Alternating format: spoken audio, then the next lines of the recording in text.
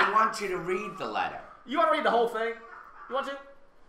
Well, why don't you read the story that he put out? If you guys want to. And Brad, his response. This is my opinion. Again, these views are my views alone, and not necessarily the views of everybody else on the show. Yeah. Yes, we got the disclaimer. Although I do agree with it. This is the 11th hour. Local I do rag. agree with Local your rag views. has been around for like 7-8 years, whatever.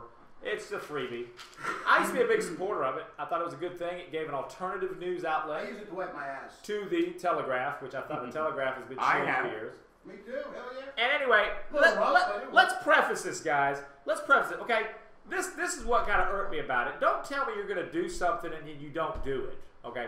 And what I mean by this is way back when Sammy Davis got shot, right? Mm-hmm. He had a reporter. He sent a lovely lady. We liked her very much. Yes. Lovely lady. She was great. She hung out with us at all the first rallies. The first rally. The funeral. She went to Sammy's funeral. And she was apparently sent by the 11th hour to do a story on this shooting. She comes with her yellow pad and she hangs out with us the whole time and does all this stuff. And this is a very nice lady. And says that she was sent by Brad Evans to do this story. Okay. Well, the story doesn't happen in the next issue like it was supposed to. Brad then calls and tells me, oh, it's going to be in the one after this. Well, the one after that ends up being the cover story on the freaking local Glee show, the Rotary Club show that they do every year. That's like a bunch of soccer moms take part in it. I mean, this is what this crowd. Okay, so it still doesn't come. So I bring it up again, and then the next issue it doesn't come. So finally, I say basically that, and then also when they were doing the award show, we decided to nominate our show under Best Blogger, among other things, because we do a blog show from Macon. You know, no brainer. This is going to definitely be one of the nominees. It's a blog show in Macon. Best Blogger. So all of us vote for it. You know, it doesn't make it, which is fine. You know, we expected that because these award shows are all rigged and who you know anyway. So anyway, fast forward to me then saying, well, Brad, you know, was going to do this article on the Sammy case, sends a reporter to cover both our first rally and the funeral. Right? And the funeral. And then just decides not to do one. And I asked him about it, and so basically I call him out for what he is. Here. The paper's the sellout. You call him out here on the show. I call him out in online also. It's a sellout, okay? It's a paper that didn't start out as a sellout. It started out as a real underground, independent, sort of fiery... Yeah, but now they're being funded by Newtown Macon. Exactly. Now you can tell they're being funded by all the powers that be that are probably basically paying for this to keep going, you know, because it's something that they want to use as an outlet to promote all their shit in town, because that's all his thing is now. It's all about promoting stupid crap. Gamer Girl says you look bored, Chris. We are bored. Well, Chris probably doesn't agree with this, and that's his right to. There's no problem with that. That's completely Chris's right. I don't have a problem with anybody disagreeing with this. It's all about freedom. But this is my point, is that I called him a sellout. Because it's what it is. What did he write? Every cover in the past, they used to be more independent and more rebellious. They used to do stories on, like, the massage parlors. The big cover story on the massage parlor. That kind of pissed me off. Right. and all this stuff, right? They used to... Yeah, it's not icy hot now. Now I'm mad. Yeah. And now all the issues have something to do with some bullshit local. It's like, oh, here's our big spring festival guide. Here last week was our cherry blossom guide. You know, before that was our MAGA guide. Before that was our Glee Club show by a bunch of non-actors putting on a stupid show at the Grand Opera House. This is what they do now, right? So I call them out as what they are, a sellout rag. Okay, why don't you read... So here is the new one. Brad Evans does publisher notes every week. Issue.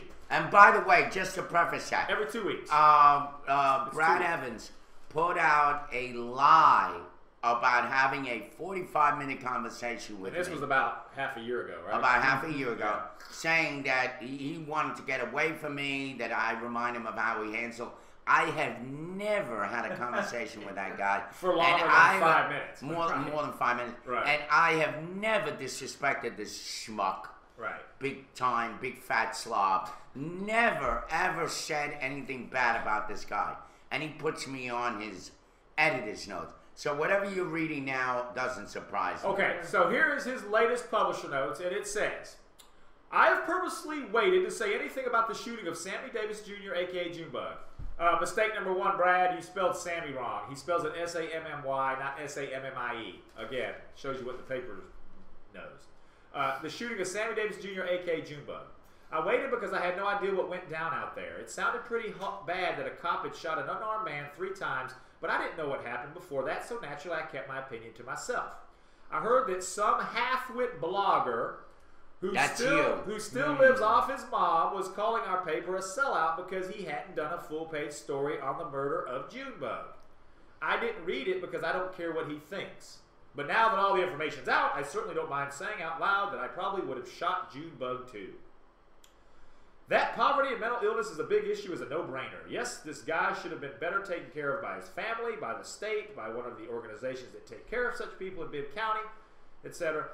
Kroger shouldn't have allowed him to sit on their property if he, as has been reported, had caused trouble there before. It does look bad that Officer Sutton's record is less than perfect. Coupled with the fact that other officers were arrested over the last few weeks for stealing, our police force's image is understandably tainted. None of these issues would have come to mind, however, if Junebug had grabbed hold of me and threatened my life. After I was burglarized for the first time by a homeless mentally ill guy back when I lived on Cherry Street, which is where we lived after him, I got my concealed carry permit. It seemed like the thing to do, and it was easy enough. I ended up finding the guy, dragging his ass to the police station myself, and dragging witnesses there myself, and getting him put in jail for commercial burglary. I don't consider myself afraid of homeless people or mentally ill people or any people for that matter, except maybe that weird priest on Poltergeist 2. But still, had I been walking into Kroger that day, and had I been accosted by Mr. Davis, I would have been pretty wary of such a large guy. Personally, I probably would have told him to F off rather than call the police, as did the 84-year-old woman he allegedly frightened. And for any reason, had he gotten violent with me, like he allegedly did with Officer Sutton, and if I would have felt like my life was threatened, I would have reached into my back pocket and would have grabbed my gun that I'm licensed to carry, and I would have shot him as many times as it took to get him off of me. I would have then been arrested. I would have been released on bond, and since a person in Georgia has a right to defend themselves if they feel their lives are being threatened, I would have more than likely been cleared of any wrongdoing. Officer Sutton not only has that same right, but he had a responsibility to protect the people in the parking lot of the Kroger. That Junebug allegedly grabbed him around the neck shows restraint to me. I can't believe he got that close to an armed police officer. For our community to judge Officer Sutton or Junebug without the facts, as I've seen some do in recent weeks, was irresponsible and foolish. His life is every bit as valuable as Junebug's, and I'm glad that he chose to defend it at all costs. I would have certainly done the same. So that's Brad's publisher's notes. So, wow. being that I knew, can we pull up my reply? Being that I knew that he was talking about me because I was the guy on all the sites calling his paper a sellout, and occasionally I do go back and stay at my mom's house back and forth, but I don't live there, and I don't live off of her, which I'll explain in my letter. Right. But anyway, I knew he was talking about me. Now, before I address that, let me address a few of Brad's things, and you guys throw in your opinions. First of all, Brad, you're leaving out a big fact that, and you say it yourself, Junebug was a big guy. If he was such a big guy, why didn't Officer Sutton call backup? Right? When he saw how big this guy was. Number 2, Brad, you mentioned that Kroger announced before they had problems with Mr. Davis. There's a police report that says it. Again, if the police had been doing their job, they would have been familiar with this guy already. They would have sent more than one cop to the scene. So that's a good point. Okay, 2 times I've got you right there, Brad. 3, you brought it up, but you kind of just scooted over it. Sutton's record's horrible. It's horrible. His actions show that he is not police material. You say the safety of the people at Kroger because Mr. Davis is accosting them. What about the safety of Sutton shooting him? What if one of those bullets ricocheted and hit some kid or somebody else coming out of Kroger? Because this shooting happened mere yards away from the entrance and exit of Kroger. Not to mention mere yards. the Salvation Army guy. Bell ringer. Exactly. So you tell me where the safety and the officer's behavior is on that case, Brad. You want to talk about how Davis is big and dangerous. How dangerous was that for Sutton to shoot the guy in front of all those people at 3:30 in the afternoon? Yeah. That close to an entrance and exit. And by the way, Brad, this guy had no record. Huh? He had no record. Right. He had unarmed, no gun. Unarmed. Okay. Okay. So here's my reply. And the fact that he would even operate that way, I would have shot him myself. He deserved it. it shows how despicable a guy you really are. You Oh, had a girl on there, that young lady that was with her. She witnessed all of it. You should have used her story, or at least talked to her, because obviously you didn't. You're a senseless, heartless guy, and I'll tell you something, honestly. Yeah. And I'm reaming on you because of a reason. If you think about it, Brad, you've been a liar. You're antisocial. The liar part's true, and I have facts of that. You're antisocial. You hang around with anybody that's your color. You don't really hang around with black people. I've never seen you around other than, what's his name? Who? The guy that does the DJ. Roger Riddle? Roger Riddle. I don't even Roger think they hang out Riddle's, anymore. Huh? I don't think they hang out anymore, though. Yeah. Well, that doesn't matter. The antisocial stuff, I don't have a problem They with. got their little clique. Yeah. And I have been never anything other than being respectful to you. I've respected the fact that you ran a good paper, according to me at that time. And I respected the fact that you were a good guy, I thought. And it turned out that you're just, poison in the well. To write that editor's note. No, he's entitled to his opinion and freedom of press. I'm No, completely I don't for like that. the idea that he's making comment on stuff that he wasn't involved in. Right. I mean, first of all, Right. had you listened maybe to that young lady, what was her name? You remember? The interviewer? Yeah. Tiffany, right? No, what was the blonde girl's name? What was the blonde girl's name, Ed, that he sent to interview, to cover the set? I thought it was Tiffany, but no, it's not Tiffany. Oh, you're talking about the one that The cute blonde girl that was following us, that was supposed to write That the was article that everywhere. led to the funeral. What's her She name? was everywhere with DJ, us. something like that. I don't know. Oh. I don't know. Anyway, I was excited that Brad had Leslie or sent something that like woman. Yes. And I was grateful. I was like, wow, this is cool. But instead, no story was ever written. Right. And the only thing that he writes is his lousy, fat-ass opinion. Well, let me tell you why. This is why I think the story was scratched. He was going to do it at first until I think he caught some shit from some Big higher wigs. ups that said, do not No. do this because his paper is a sellout paper. He has to do what the city says now. That's not the way that paper used to be. Now he wants to be part of that, which I address in here because I know this for a fact about him. And I'm going to let everything out, Brad. I hope you're listening. Ed, are you recording this? Yes. Yeah. Because this is going to go on Facebook. This It's is going to go on Facebook. And I'm going to tag a bunch of people. Okay, because I got fact. This is no lie, Brad, and you know it's the truth, so you can deny it all you want. This is what I replied. A chuckle was had by all in the vicinity, and I mean my wife mainly, because this is when I read it out loud to her, when I read the latest publisher's notes by Brad Evans in the 11th hour. He's addressing why he had not commented until now on the saga of Sammy Junebug Davis Jr., and in his I think that I'm cooler than everybody else around here essay, he states, I heard that some half-wit blogger who still lives off his mom was calling our paper a sellout because we had not done a full-page story on the murder of Junebug. I did not read it because I don't care what he thinks. First of all, Brad, you obviously do care since you mentioned it. Second, I find it funny that a lying cokehead... Stop. Everybody knows that you do coke, Brad Evans. It's a fact. You can't deny it. Everybody knows you lie. 2 facts there. You can't deny it. Lying cokehead that has the character of a cardboard box. That goes along with Irvin thinking you have no social skills. Character of a cardboard box is calling me a half-wit. This is coming from a half-ass that could not even move his own shit out of his apartment on Cherry Street. Stop. My family moved into his old apartment on Cherry Street, 571.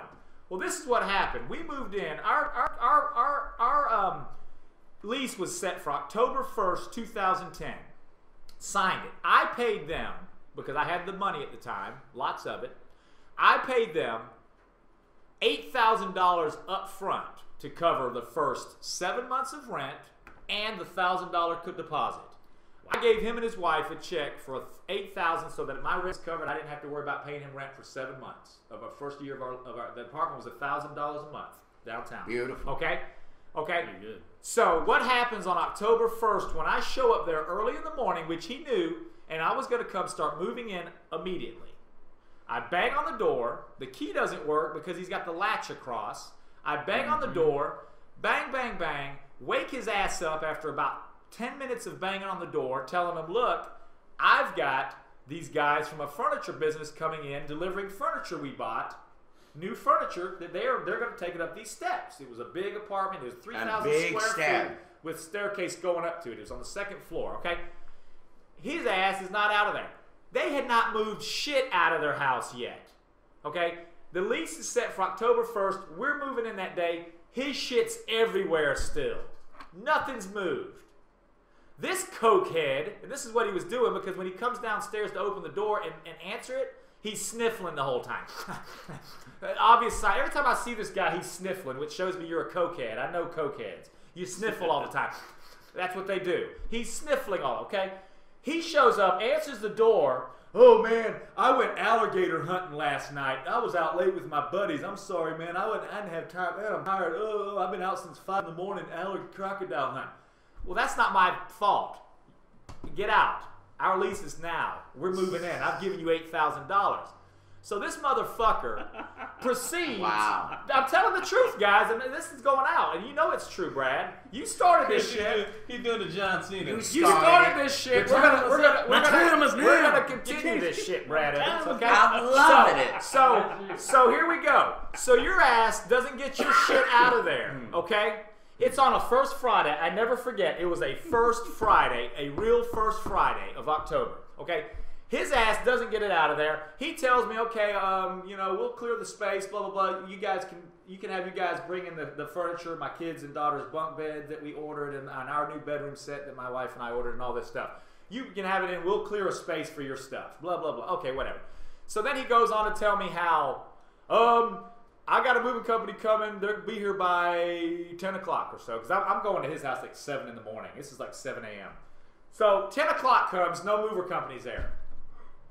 Okay, I'm pretty laid back. I can give them a little time. I'm not gonna blow. But I'm fine at this point. Noon comes. They're not here. Brad, where are they? Oh, they said they're gonna be here any minute now, around noon. You see where this is going? All Brad and his wife do is move out. They go and take one trip. They get a bunch of their clothes, put it in their car, drive off to their new house they rented, and move out. And then the guy disappears. After about noon, after my last talk with him about where the movers, he goes home, and I know he did. He went home to sleep. Because sure enough, who shows up about 6 hours later, showered and all dressed up, ready for First Friday, back downtown? Brad Evans. Okay? So then I go, Brad, and this time I'm getting pissed. I go, Brad, where are the movers? Your shit's still up there. We're trying to move our shit in. Where's your movers? I don't know, man. Let me call. Long story short, too late for that, right?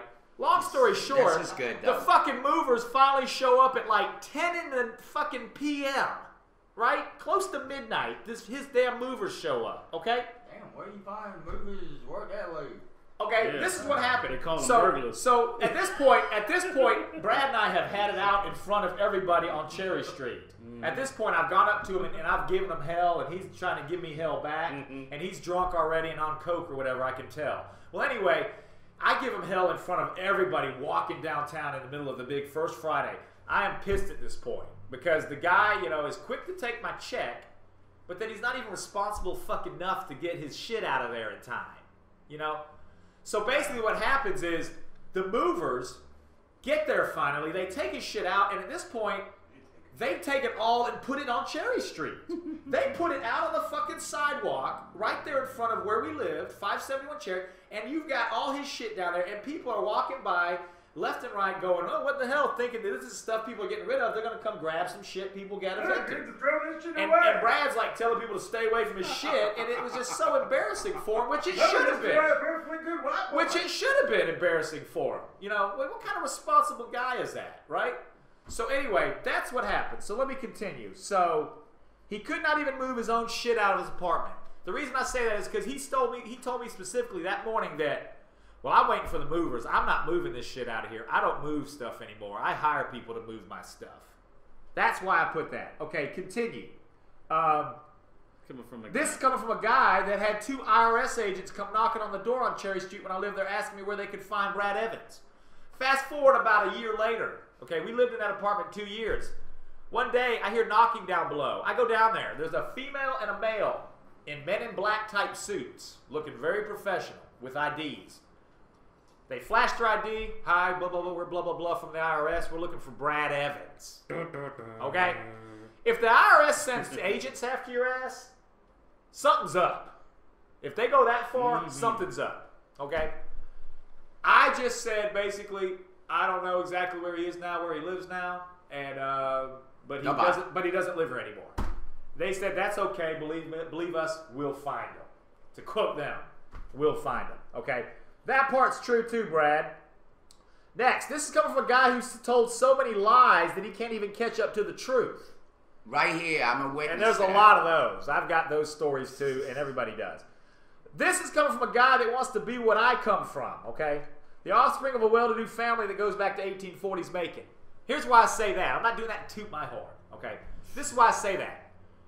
Brad has even admitted to my wife and me that his whole goal was to move from little Podunk South up to the next level, up to the next level, up to North Macon. He said that to us. That's what they did. They came from their little whatever, Twiggs County. They then moved into this area downtown, remember? They moved to this area down, they moved into Cherry Street, and then they had their fill there, and then they moved on over to Ridge Avenue. You know, they're moving north. Well, lo and behold, what does he do now? He's Mr. Hey, let me go play golf with my chums. Let me hang out with these upper class people over here on this side of town. Let me be part of that whole gig. Okay? So that's why I say this. Because then I say, this is coming from a guy who wants to be what I come from. The offspring of a well-to-do family that goes back to 1840s Macon.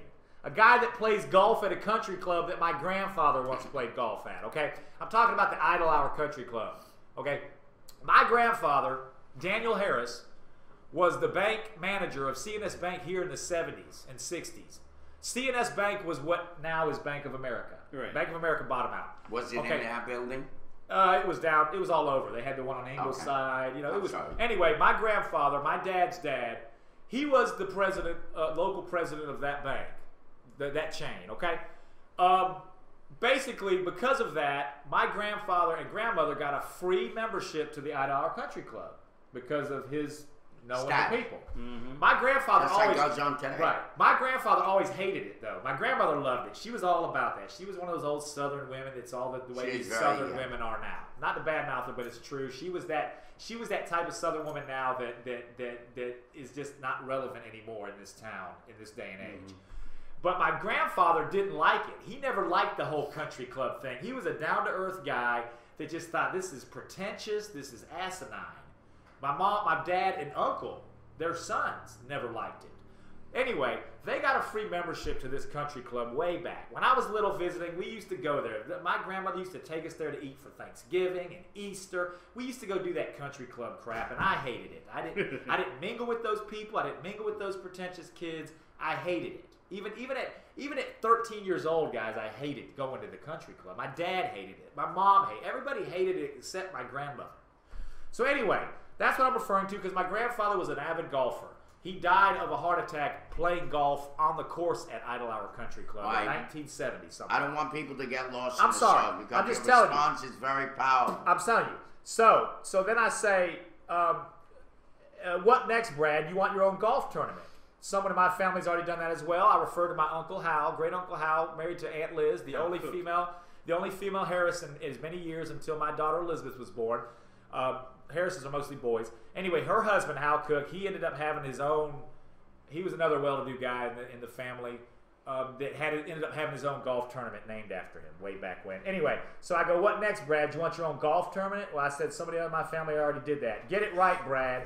I'm living off my dad's side of the family, not my mom's, although I'm proud of that side as well. It does not surprise me that Mr. Evans is okay with having an incompetent ass on the police force like Officer Clayton Sutton. They seem to be of the same cloth. A half-ass fuck up that has to cheat and lie to get their way. Self-defense is one thing, but condoning the idea that a major fuck-up should have had a job in the police force and keep it long before that fatal day in December says a whole bunch about what kind of person you are, Brad Evans. A half-ass that thinks it's all right to operate in that fashion because that's how you operate. I'm all for freedom of speech and press and completely support the right to it.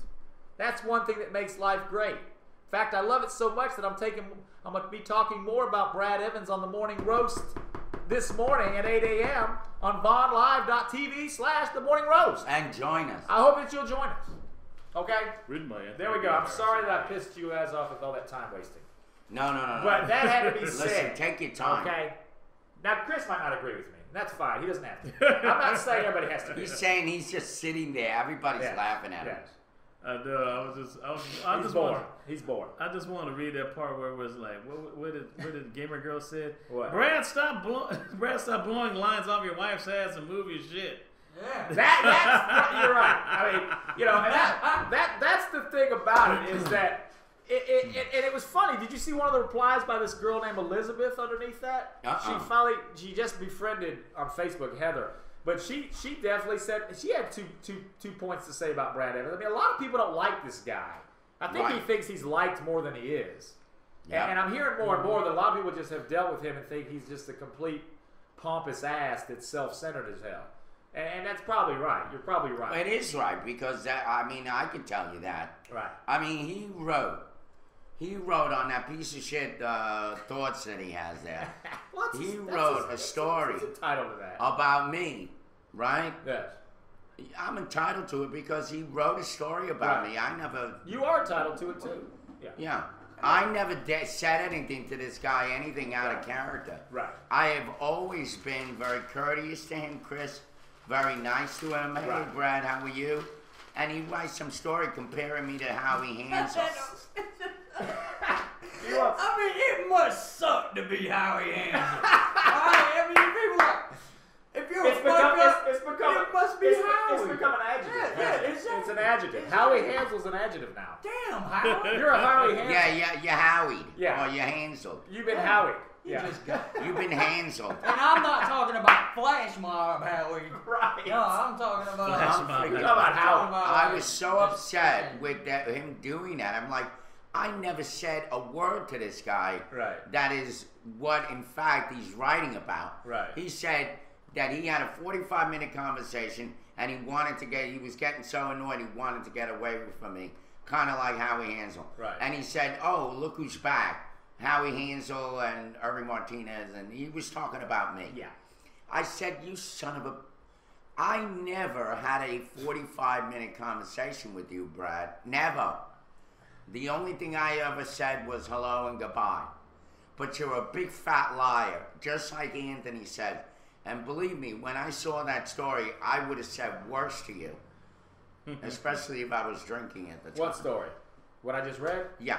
Oh no, that's fine. I'm a big boy. I got thick skin. I can take it. That's why Heather and I laughed it off when I read it. We were out loud yesterday for the first time when I saw it. But then I said, that's all right, you know, I'll continue. I'll get my rebuttal when I get to a computer later on, which I did last night. I went to the computer at the library and I wrote my rebuttal. But the thing about it is, that's fine. He can say what he wants, Yeah. It just, everybody in this town knows at this point That's Howie Hansel. that Brad Evans is not the guy that they might have thought he was when he first started. That's who he's comparing me to. Yes. That's Howie Hansel pregnant with Honey Boo Boo's baby. Yes. Ew. Yeah. That's Howie Boo Boo. Yeah. Howie Boo Boo. Okay, anyway, Yeah, so I want to give him the pizza guy treatment. all right, I spent 30 minutes on that. Oh, So That was anyway, good. That was great. I just want to let that out because I said I was going to do it. If you guys want to badmouth people now, it's your turn. But it's No, I'm not going to badmouth anyone. We're telling the truth. And you're not badmouthing.